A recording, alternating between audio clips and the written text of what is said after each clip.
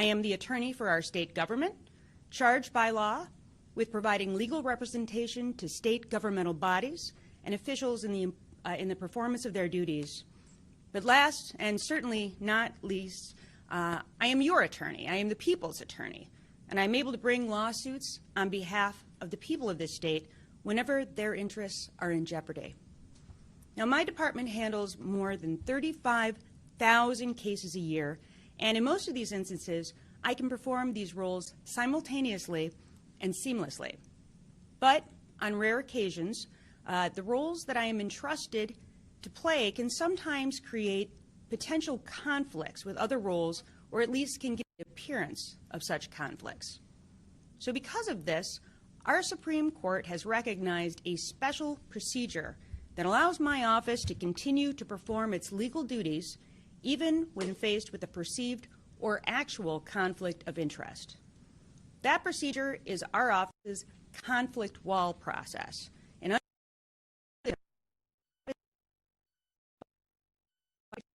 are screened off from each other and operate entirely independently of one another as if they were attorneys working in separate law firms. Now, this process allows us to fully comply with our ethical obligations as attorneys while still allowing us to fully perform our duties and responsibilities under state law. When I took office on January 1st of 2019 and took over some of the most significant civil cases and criminal investigations in the history of our state, none were more consequential than the Flint Water Crisis.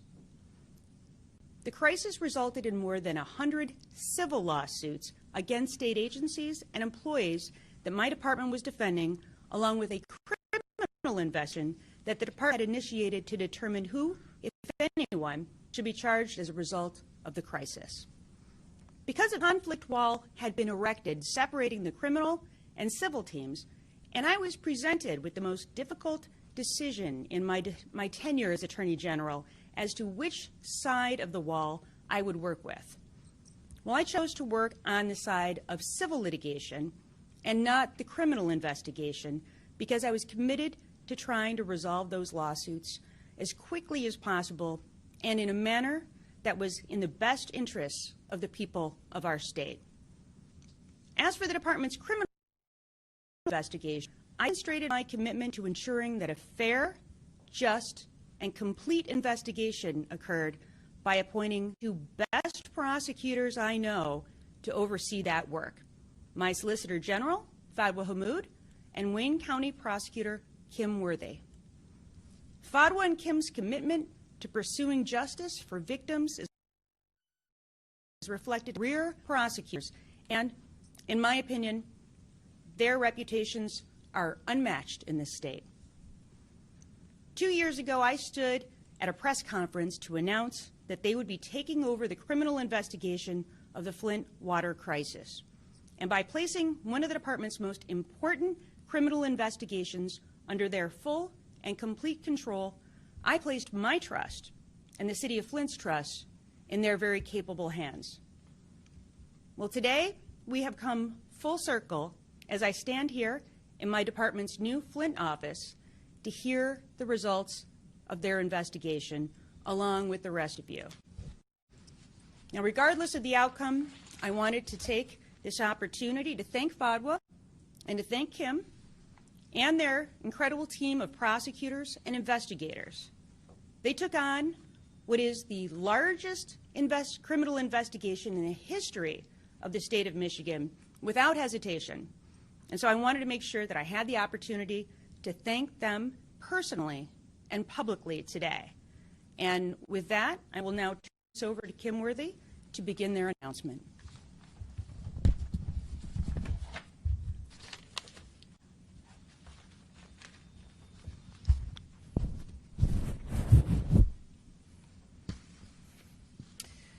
Thank you very much, Attorney Dana Nessel, and for placing your trust in Fadwa, myself, and this entire team of veteran prosecutors and seasoned investigators.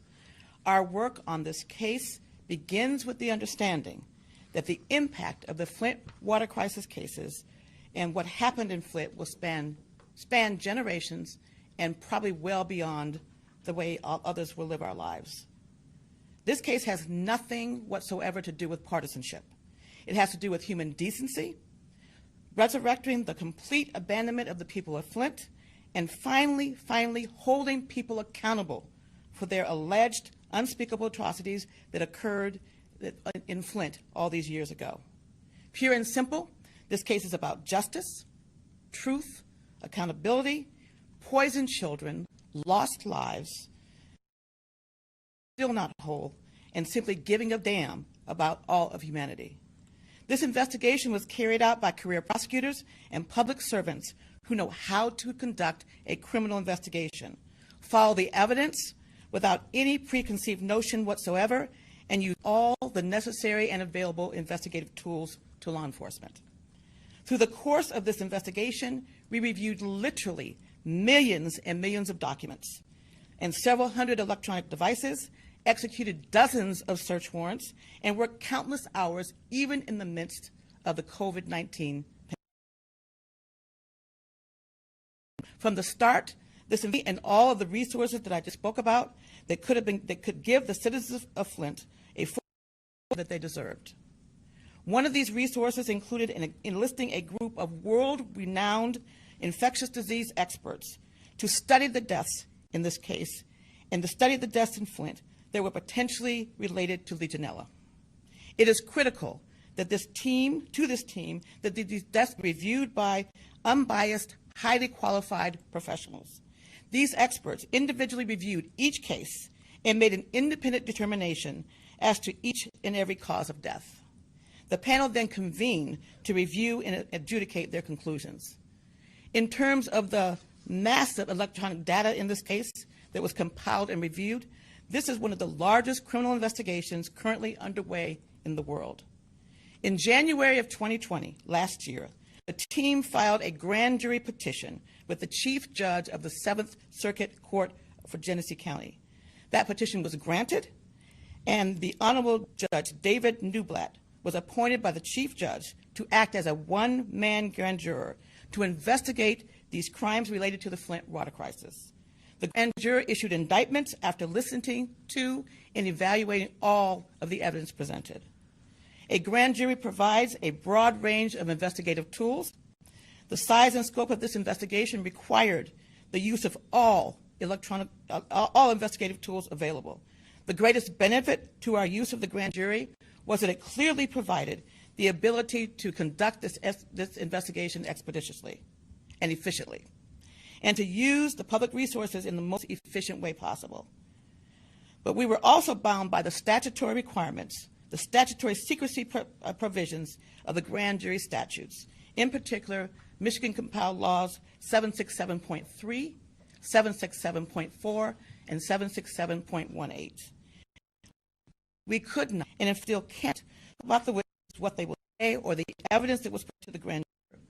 We mentioned these secrecy and statutory provisions only because it was today, after the defendants surrendered themselves and arranged process, and then they were arraigned, we were able to announce what these indictments contained. Had we disclosed this information from the grand jury in violation of these secrecy provisions that I've outlined, it would not only have perhaps jeopardized our investigation, but it would have been a crime. So today was the first day we were able to present this material. Therefore, any statement or suggestion that the Attorney General's office wrongfully with information is disingenuous and inconsistent with the law that I've outlined for you. The prosecution team will continue to be motivated solely by the evidence and nothing else, and will vigorously pursue justice in this case for the citizens of Flint. With that, I would like to turn it over to Solicitor General Fadwa Hammoud to discuss the specific crimes, defendants, and indictments.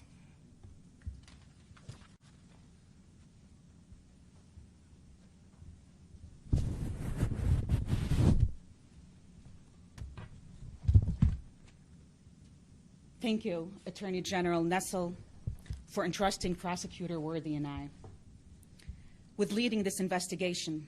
And thank you, Prosecutor Worthy, for your partnership and our team, including Special Assistant Attorney General Molly Kettler, who's also here with us today. Let me start by saying The Flint Water Crisis is not some relic of the past. At this very moment, the people of Flint continue to suffer from the categorical failure of public officials at all levels of government, who trampled upon their trust and evaded accountability for far too long. Government power is not granted as a blank check. It is borrowed by those who swear an oath to faithfully discharge their duties in service of the people. That is why we have specific laws governing the conduct of public officials. Because a seat in government comes with extraordinary powers and equally extraordinary responsibilities. When an entire city is victimized by the negligence and indifference of those in power, it deserves an uncompromising investigation that holds to account anyone who is criminally culpable. That is what all citizens in this state are entitled to, regardless of their zip code. And that is what we did. Our approach was simple. Where we believed the evidence would prove a criminal charge, we sought and obtained indictments for those crimes. Let me be clear. There are no velvet ropes in our criminal justice system. Nobody, no matter how powerful or well-connected, is above accountability when they commit a crime.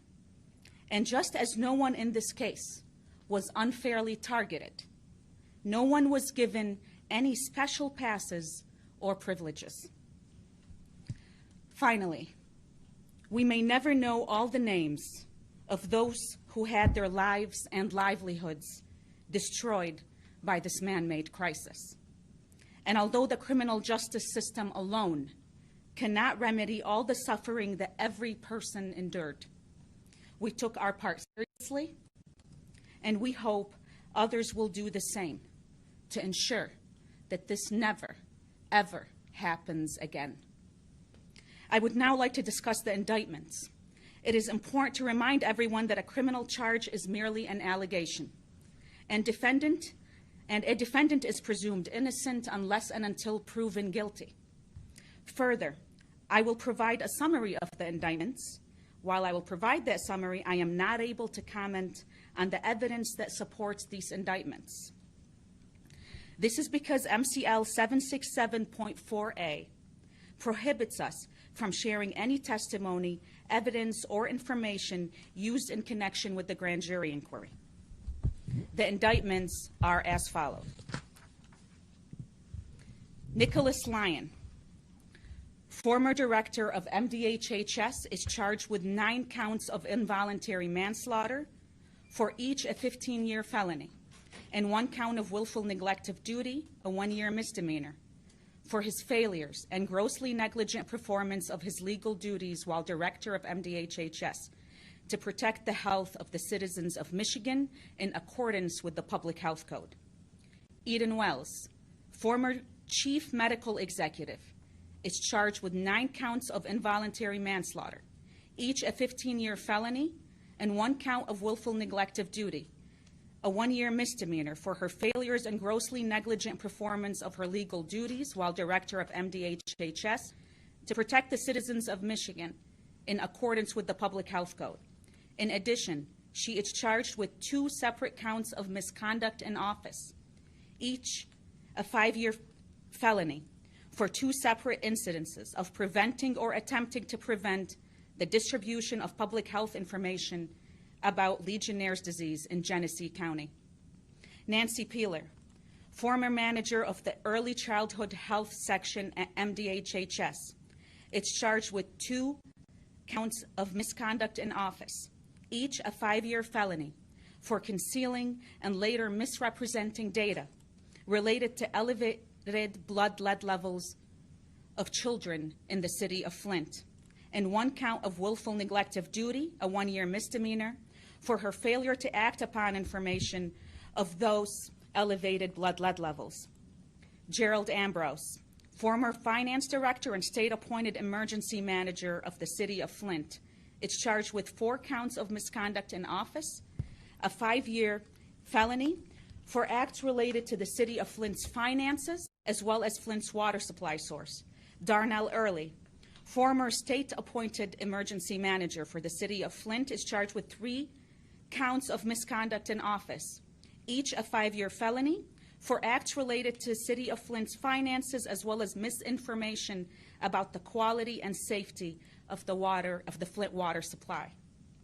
Howard Croft, former director of the Department of Public Works for the City of Flint, is charged with 2 counts of willful neglect of duty, each a 1-year misdemeanor, for willfully neglecting his duty to ensure the safety and quality of the Flint water supply. Richard Snyder, former governor of the state of Michigan, is charged with 2 counts of willful neglect of duty, each a 1-year misdemeanor, for willfully neglecting his mandatory legal duties under the Michigan Constitution and the Emergency Management Act, thereby failing to protect the health and safety of Flint's residents.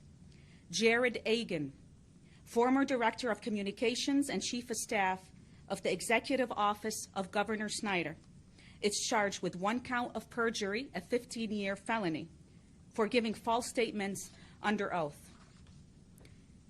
Richard Baird, former senior advisor and transformation manager in the Executive Office of Governor Snyder, is charged with 1 count of misconduct in office, a 5-year felony, by improperly using state resources and personnel, 1 count of perjury, a 15-year felony, for giving false statements under oath, 1 count of obstruction of justice, a 5-year felony, for attempting to interfere or influence ongoing legal proceedings related to the Flint Water Crisis, and 1 count of extortion, a 20-year felony, for threatening a state-appointed research team during their investigation into the source of the Legionnaire's disease outbreak in Genesee County.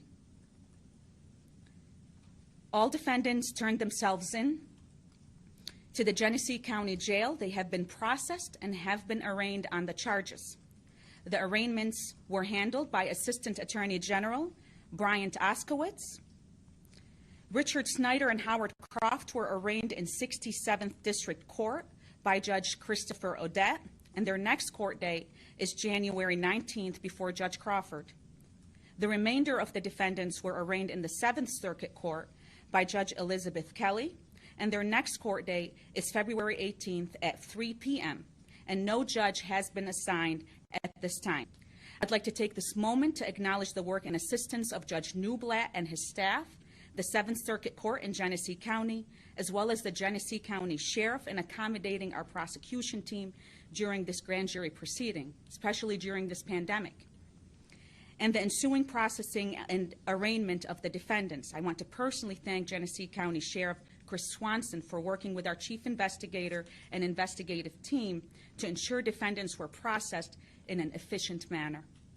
Like any criminal case, as it proceeds through the court system, new evidence may come to light or new witnesses may come forward.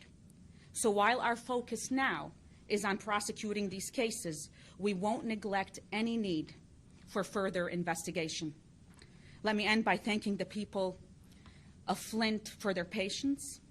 And before we take questions, let me also thank the media for continuing to cover the Flint water crisis and for respecting our legal limitations throughout this process. Thank you. Thank you, Solicitor General. We will begin with questions. The first question will be from Jordan Hermani at Gongwer.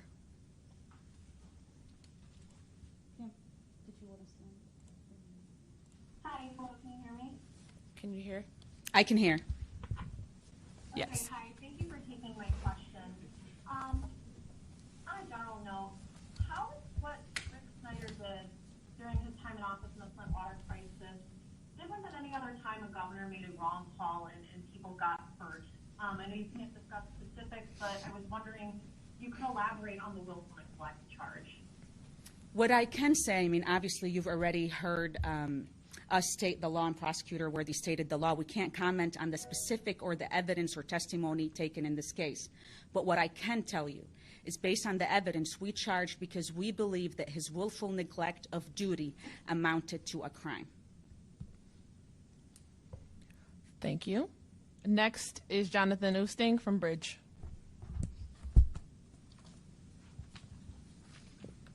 Yeah, thank you for taking my question.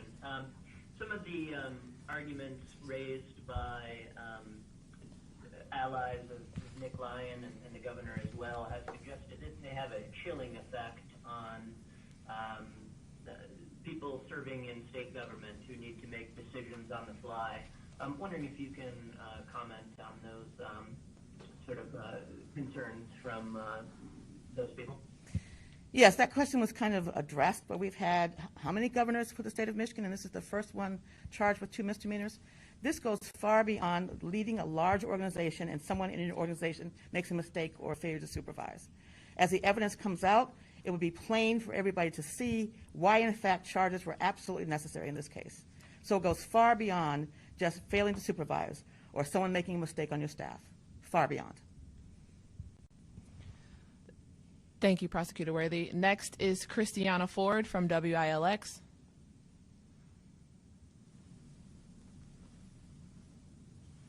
Christiana, unmute yourself. If not, we'll move on to the next one. Hi, I have 2 audio channels playing. My question is, what evidence can you give right now as far as these defendants saying that they're unwarranted? Into detail.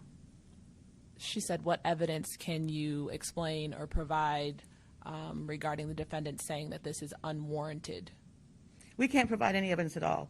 That's why we've read the statute a couple of times so that people will understand. Michigan is not generally a grand jury state, and some people may not be familiar, but there are specific statutes that deal with what we can and cannot talk about. And we simply cannot answer your question, I'm sorry, pursuant to statute. Thank you. Next is Eric Lloyd from 9 and 10 News.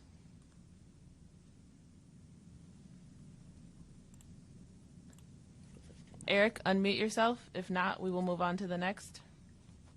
I didn't have a question. Oh, okay. Thanks, Eric. Next is Constanza Mayo from CBS. No question. Paul Egan from the Free Press. Thanks. Are you expecting more charges, or are we kind of up against the statute of limitations in terms of the possibility of any new charges? Thank you. As we stated, if new evidence were to come to light, I mean, this is an ongoing investigation, and if there is evidence that would prove that a crime was committed, we will surely go where the evidence will lead. Thank you. Next is Stephanie Parkinson from WEYI. Stephanie? Okay. Jim Kurtzner from WXYZ. Thank you for taking my question. I have kind of a multi-part question. Why did you choose to go to a grand jury rather than just issue these charges through the Office of Attorney General?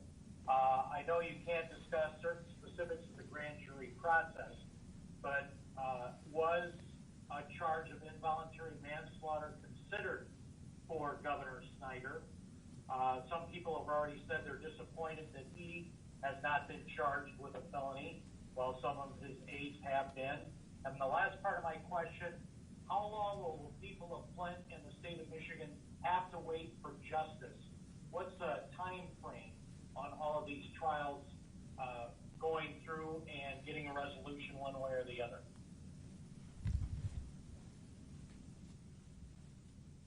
We felt that a grand jury was the most expeditious and efficient way to proceed for many reasons that we won't go into today. It'll become clear as this unfolds.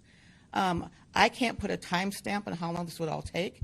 I know that the judges here in this county are committed to doing this as expeditiously and efficiently as they can.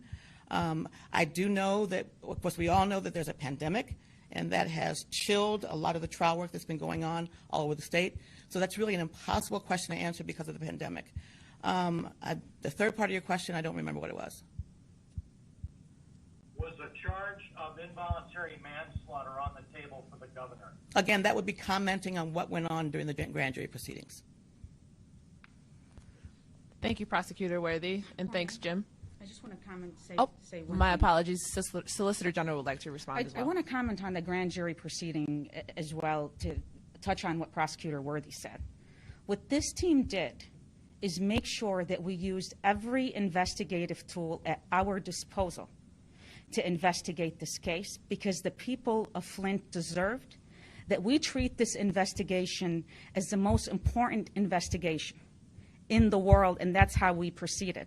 Grand jury is an investigative tool, and it's a process, as many of you know, the federal government uses it all the time. So this is not some uncommon process that is used in a criminal justice system, but it's also an investigative tool, and we believe that the citizens of Flint deserved for us to use every single investigative tool at our disposal. Thank you. Stephanie Parkinson, I hear that you fixed your issues from WEYI. Stephanie, are you there? All right. Dave Eggert from AP.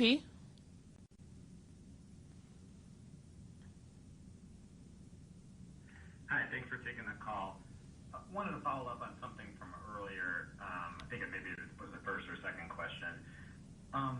And this is along the same lines, but can you address critics that essentially say the governor and other top members of his team made bad policy decisions, but did not commit crimes? Why charge them with crimes? And does this cause any concerns for future governors?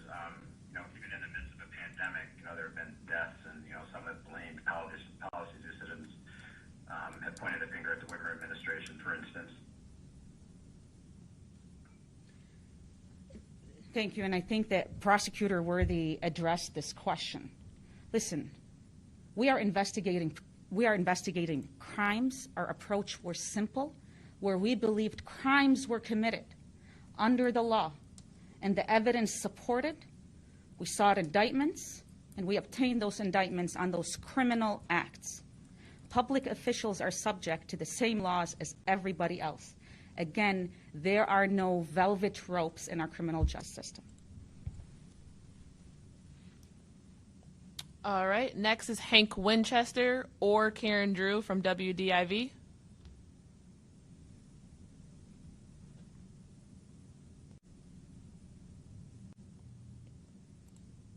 Okay. Next would be Kathy Gray.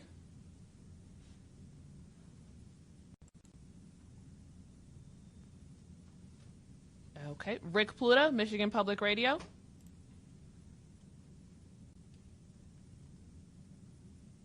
Okay. Chad Livengood from Cranes.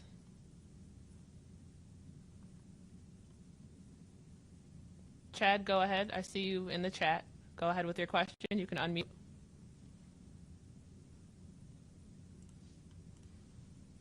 Sorry about that. Too many windows today. Yes, Solicitor General, in your comments you said that the Flint Water Crisis was a categorical failure of public officials at all levels of government.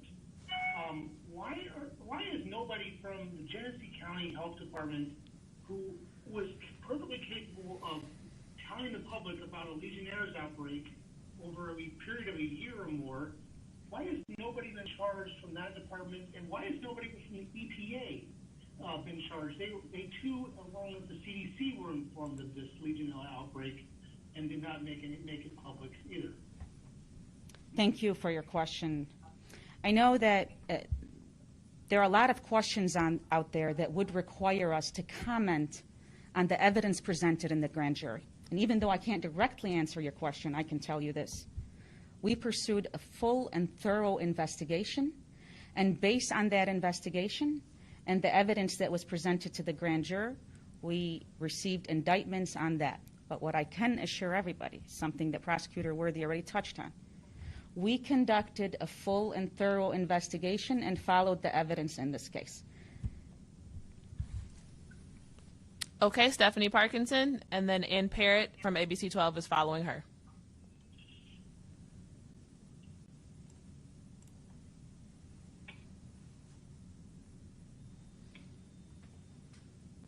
Go ahead, Ann. Thank you. One of the big questions here, how much taxpayer money has been spent over the last 2 years on this investigation? And do you find that it is worth it to spend this taxpayer money on 2 charges against the governor, the former governor, that result in him just receiving possibly up to 1 year in jail or a $1,000 fine? Let me start by saying that when we started conducting this investigation as to damaging effects on children that will follow them for generations to come, we didn't put a price tag or come in with a certain list of charges, whether they be misdemeanors or felonies, and proceed on that basis of what the charge is going to mean or how much it's going to cost. That's not the way we proceeded with the investigation. We never put a dollar value on this investigation, but this is what we did. We used our resources in a manner that was most efficient to the taxpayers. This grand jury process, what people need to understand, there will be no preliminary examinations on the felony charges. Those cases will go directly to circuit court. Furthermore, not only did Attorney General Nessel bring this in-house instead of this being outsourced at private firm, what we did do with our resources is something that Prosecutor Worthy touched on, and that is we used those resources to also hire experts, world-renowned doctors in infectious disease, to help us in investigating the Flint Water Crisis, and made sure that we used every resource at our disposal to give them the investigation that they deserved. The other thing that's very important to point out about this, and we've talked about this in the past, it was not an outside lawyer that billed by the hour that did this case. This was done by seasoned prosecutors who are on salary and get the same salary whether they worked 40 hours a week, 80 hours a week, and many 90 hours a week. So there was no overtime. This was completely done by salaried, seasoned, veteran employees.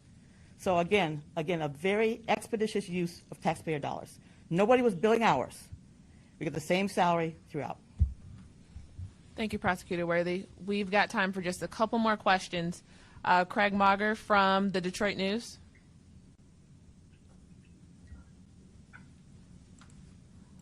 Craig, are you there?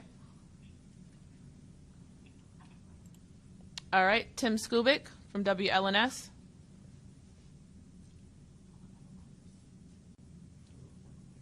Aaron Einhorn from NBC News.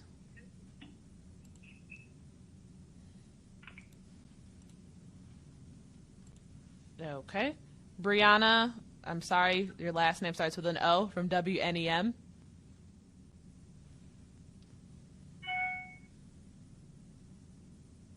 Leonard Fleming, Detroit News.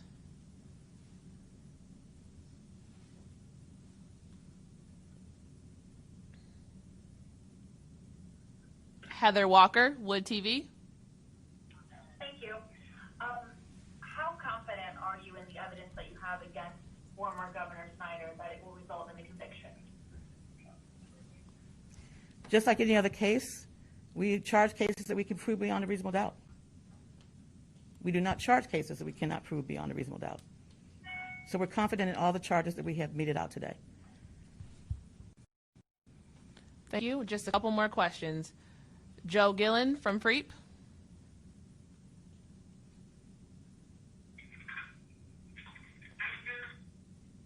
I'm sorry?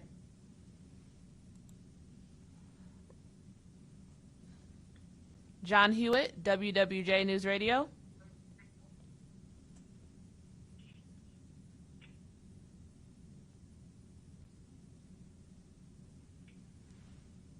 Okay, well, we would go back to Jim Kurtzner for his follow-up question, and then we will have time for one more question. Thank you. My follow-up question is on the governor. Since he is charged with just 2 misdemeanors, what's the likelihood there could either be a plea bargain in that case, so we don't get to hear the evidence in court? Would you guys agree to that? Or do you want, since he is the high-profile defendant here, do you want his case to play out in court where everybody can see the evidence and understand it for themselves? And since he's only charged with misdemeanors, can't he, in either a plea bargain or a sentence, eventually, since it's only a misdemeanor, have this expunged from his record? Okay, Jim, I think you know me well enough to know by now that it doesn't matter how high profile you are, how much money you have, what your ethnicity is, or any other process. These cases are charged just like any others that are charged out of my office are charged whether we can prove the cases beyond a reasonable doubt. That's it. And again, it's way too early to talk about any other strategies or procedures or anything that's going to happen. This is the first stage. We still have a massive discovery stage that we're going to have, and I'm not going to comment at this time about any potentialities that may happen in this case down the road. All right, the last question will be from Stephanie Parkinson. She is asking, a publication called The Intercept claims the AG's office has evidence that should bring charges of misconduct in office for former Governor Snyder. Is there any validity to that claim?